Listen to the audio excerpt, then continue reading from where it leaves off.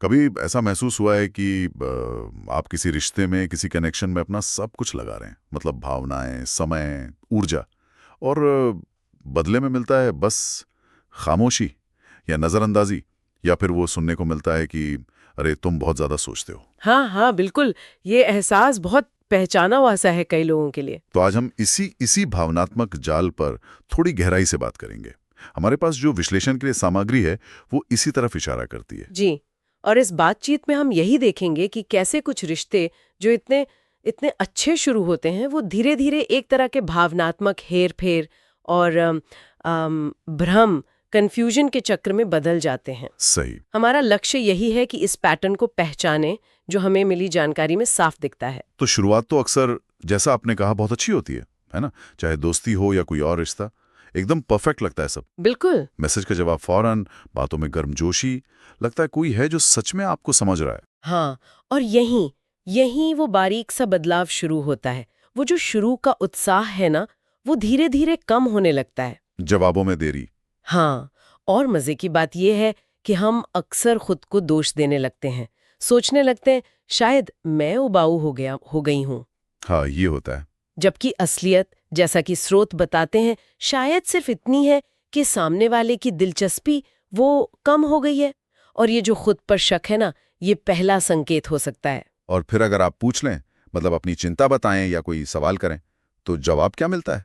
क्या तुम्हें मुझ पर भरोसा नहीं, या फिर तुम कुछ ज्यादा ही भावुक हो रहे हो? उफ, हाँ, ये बातें ये सीधी चोट करती हैं। और यहीं से वो दोष देने का खेल शुरू होता है, जिसे गिल्ट ट्रिप कहते हैं। गिल्ट ट्रिप, बिल्कुल। आपको सुनने को मिलेगा, देखो तुम्हारी वजह से मेरा मूड खराब हो गया, या तुम ही हमेशा बात को खींचते हो। हाँ हाँ। और धीरे धीरे आप सच में मानने लगते हैं कि गलती शायद आप ही की है।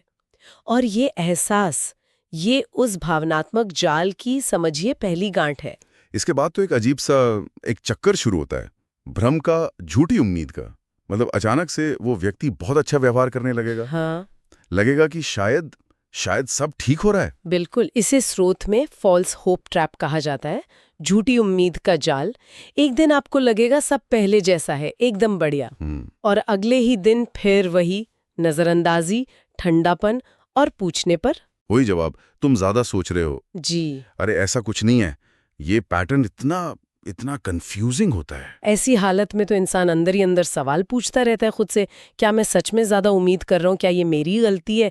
मतलब मन एकदम परेशान। और यह एक बुनियादी फर्क समझना जरूरी है, जैसा स्रोत इशारा करता है। आप शायद सिर्फ एक कनेक्शन, एक जुड़ाव चाहते हैं। हाँ, जबकि दूसरा व्यक्ति जाने अनजाने में ही सही उस स्थिति पर नियंत्रण रखना चाहता है। ये एक तरह का पावर डायनामिक बन जाता है। तो फिर इस चक्रव्यूह से, इस जाल से बाहर कैसे निकलें? कोई रास्ता है? हाँ बिल्कुल, स्रोत कुछ कदम सुझाते हैं।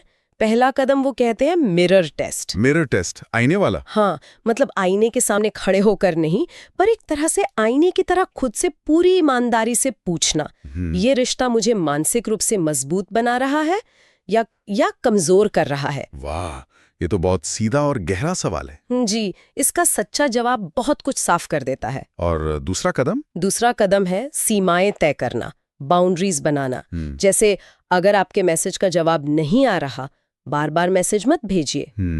जहां आपको लगे सम्मान नहीं मिल रहा, वहां से थोड़ा पीछे हटना सीखिए। कभी कभी चुप्पी भी एक जवाब होती है, और उसे स्वीकार करना पड़ता है। ये मुश्किल है पर जरूरी लगता है। लगातार दरवाजा खटखटाने का क्या फायदा जहां कोई सुनना ही ना चाहे? बिल्कुल। और शायद सबसे जरूरी कदम, तीसरा कदम, वो है खुद से रिश्ता मजबूत करना। अपने ऊपर ध्यान देना। हाँ, दूसरों के ध्यान के पीछे भागने के बजाय अपनी ऊर्जा, अपना फोकस अपने लक्ष्यों पर, अपने शौक पर, और सबसे बढ़कर अपनी मानसिक शांति पर लगाइए। सही बात है। स्रोत कहता है कि जब आप अपनी कीमत समझने लगते हैं ना, तो फिर कोई और आपको आसानी से दोषी महसूस नहीं करा पाता। आपका आत्मसम्मान आपका कवच बन जाता है। तो कुल मिलाके इस पूरी बातचीत का निचोड़ शायद यही है कि दुनिया में ऐसे लोग हैं जो हमारी भावनात्मक अच्छाई का, हमारे खुलेपन का फायदा उठा सकते हैं। हाँ, ये एक सच्चाई है। और हर सॉरी या मैं व्यस्त का बहाना वो हमेशा सच नहीं होता। बिल्कुल। और सबसे अहम बात जो याद रखनी है, हमारी मानसिक शांति, हमारी मेंटल पीस, वो किसी भी व्यक्ति के पल भर के ध्यान या तारीफ से कहीं ज्यादा कीमती है। सही। खुद को ऐसे भावनात्मक जाल से बचाना ये हमारी अपनी जिम्मेदारी है, हमारी प्राथमिकता होनी चाहिए। और जाते जाते एक सवाल हम सबके सोचने के लिए छोड़ जाते हैं। जब हम अपनी कीमत, अपनी खुशी का पैमाना दूसरों की प्रतिक्रियाओं या उनके ध्यान को बना लेते हैं, तो क्या हम अनजाने में ही सही उन्हें अपनी मानसिक शांति की चाबी नहीं सौंप देते? इस पर जरूर सोचिएगा।